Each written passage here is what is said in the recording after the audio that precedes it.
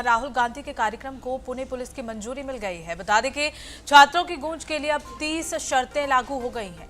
22 अगस्त को पुणे में कार्यक्रम का आयोजन होगा। आपत्तिजनक बैनर पोस्टर दिखाने पर रोक लगाई गई है। कार्यक्रम में 10,000 लोगों के पहुंचने का अनुमान है। बता दें कि पुणे पुलिस ने कांग्रेस नेता राहुल गांधी के 22 अगस्त को होने वाले छात्रों की गूंज कार्यक्रम को अनुमति दे दी है। कार्यक्रम के लिए पुलिस ने आयोजकों के सामने 30 शर्तें रखी हैं। इनमें आपत्तिजनक चित्रों या बैनरों के प्रदर्शन पर रोक और धार्मिक भावनाओं को ठेस न पहुंचाने की हिदायत शामिल है।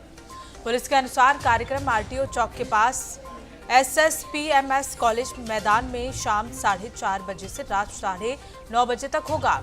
कार्यक्रम में करीब 8,000 से 10,000 लोगों के पहुंचने की उम्मीद है। पुलिस ने आयोजकों को सभी शर्तों का सख्ती से पालन सुनिश्चित करने के निर्देश भी दिए हैं। तो बड़ा अपडेट बता दें कि छात्रों की गूंज कार्यक्रम पुणे में आयोजित किया जाएगा। इसे लेकर पहले अनुमति नहीं दी जा रही थी, लेकिन अब पुणे पुलिस ने इसकी अनुमति दे दी है। कहा यह जा रहा है कि 10,000 से ज्यादा लोग इसमें शामिल होने के लिए पहुंचेंगे और इसी के साथ ही कई ऐसी शर्तें हैं जो पुलिस प्रशासन की ओर से रखी गई हैं, जिनको ध्यान में रखते हुए इस कार्यक्रम का आयोजन किया जाएगा। तो छात्रों की गूंज में 30 ऐसी शर्तें हैं जिनको मानना होगा। तो बड़ा अपडेट राहुल गांधी के छात्रों की गूंज कार्यक्रम से जुड़ा हुआ। बता दें कि अब ये आयोजन पुणे में होगा। पुणे में छात्रों की गूंज कार्यक्रम का आयोजन होगा और इसके लिए पुणे पुलिस ने अनुमति दे दी है। बता दें कि 30 जो शर्तें हैं वो हालांकि यहाँ रखी गई हैं, लेकिन ये भी कहा जा रहा है कि इस आयोजन में 10,000 से ज्यादा लोगों के जुड़ने की आशंका भी है। तो बड़ा अपडेट छात्रों की गूंज कार्यक्रम को लेकर राहुल गांधी के कार्यक्रम को पुणे पुलिस की मंजूरी मिल गई है। बता दें कि पहले मंजूरी नहीं मिल रही थी। कार्यक्रम में 10,000 लोगों के पहुंचने का अनुमान भी लगाया जा रहा है। बता दें कि जिस तरह से पिछले कुछ दिनों में लगातार छात्रों की गूंज कार्यक्रम का आयोजन किया जा रहा है, बड़ी संख्या में छात्र राहुल गांधी से मिलने पहुंचते हैं, वहां अपनी शिकायतों को सामने रखा जाता है और राहुल गांधी भी पूरी तरह से उन्हें समर्थन देते हुए नजर आते हैं। तो ऐसे में छात्रों की गूंज कार्यक्रम को यहाँ सभी का समर्थन मिलता हुआ नजर आ रहा है। सबसे ज्यादा युवा इस कार्यक्रम में जुड़ने के लिए पहुंचते हैं और आपत्तिजनक बैनर पोस्टर दिखाने पर भी इस कार्यक्रम में रोक लगाई गई है।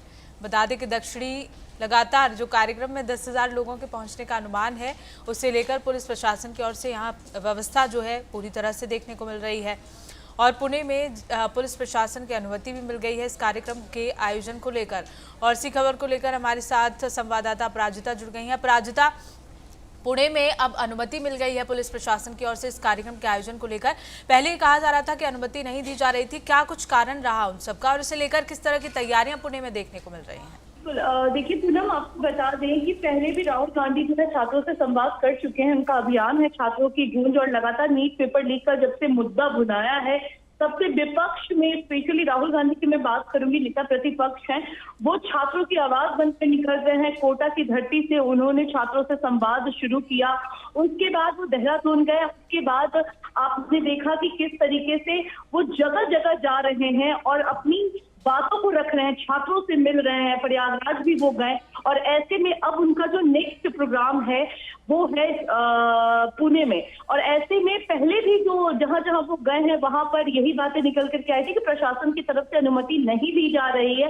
ऐसे में विपक्ष लगातार हमलावर होते हुए नजर आया था और ये कहते हुए नजर आया था कि लोकतांत्रिक देश में हम अपनी बातें रखना चाहते हैं, स्पेशली हम विपक्ष, हमारा काम है सरकार को आईना दिखाना, बावजूद इसके सरकार जो है वो पूरी तरीके से तानाशाही हो गई है और हमें परमिशन नहीं दे रही है क्योंकि सरकार डर गई है। और पुणे की जहां तक बात है, अभी भी नीट पेपर लीक का मुद्दा बहुत ज्यादा बनाया था। कल ही सुप्रीम कोर्ट से हमने देखा था कि सुप्रीम कोर्ट में इस मैटर को लेकर के सुनवाई थी और फिर बावजूद इसके राहुल गांधी थम नहीं रहे, वो लगातार छात्रों से संवाद कर रहे हैं। तो अगर मैं प्रशासन की बात करूं तो सरकार की तरफ से बार बार यही तर्क दिया जा रहा है कि राहुल गांधी छात्रों से संवाद के जरिए जो है अराजकता फैलाने की कोशिश कर रहे हैं, देश का माहौल खराब कर रहे हैं और वो देश के युवाओं को भटकाने का काम कर रहे हैं। यही कारण है कि किसी भी तरीके की कोई दिक्कत ना हो, देश का माहौल खराब ना हो, इसलिए सरकार जो है बार बार हर जगह की परिस्थितियों को देखते हुए रोकने की कोशिश करती है। लेकिन विपक्ष बार बार यही कहता है कि अब शांतिपूर्ण तरीके से सिर्फ और सिर्फ अपनी बातें रखना चाहते हैं और यही कारण है कि हर बिल्कुल अपराजिता, परमिशन यहाँ दे दी गई है, लेकिन जो 30 शर्तें रखी गई हैं उनके बारे में, क्योंकि एक तो ये कहा जा रहा है कि 10,000 से ज्यादा लोग यहाँ जुटने का अनुमान लगाया जा रहा है, 30 शर्तें भी रख दी गई हैं। क्या कुछ शर्तें हैं जिनके दायरे में रहकर ये आयोजन किया जाएगा? जी बिल्कुल, देखिए शर्तों की जहां तक बात है, मैंने आपको बताया कि प्रशासन की तरफ से एक बार यही कहा जाता है कि अराजकता फैलता है, माहौल खराब होता है, छात्र जो है विवादित बयान देते हैं, देश में पढ़ाई की जगह जो है, तो ये सबसे बड़ी बात है कि यही कहा जा रहा है केंद्र की तरफ से कि जिसको जो करना है वो कर सकता है, लेकिन कुछ शर्तों के साथ, जैसे कि 10,000 से ज्यादा छात्र जो होंगे वो नहीं होंगे, फिर उसके बाद माहौल जो है वो तनावपूर्ण नहीं होगा। तो कुछ शर्तों के साथ जो है परमिशन दी गई है ताकि माहौल भी नहीं खराब हो और कार्यक्रम भी शांतिपूर्ण तरीके से हो सके। क्योंकि कुछ दिन पहले ही हमने ये देखा है पूनम कि झारखंड से लेकर के दिल्ली की जंतर मंतर तक जो है प्रदर्शन इतना ज्यादा भयावह हो गया था कि कंट्रोल करना मुश्किल हो गया था और लगातार जो है उसके आड़ में देश विरोधी चीजें जो हो रही थी वो सरकार का पहला डर था।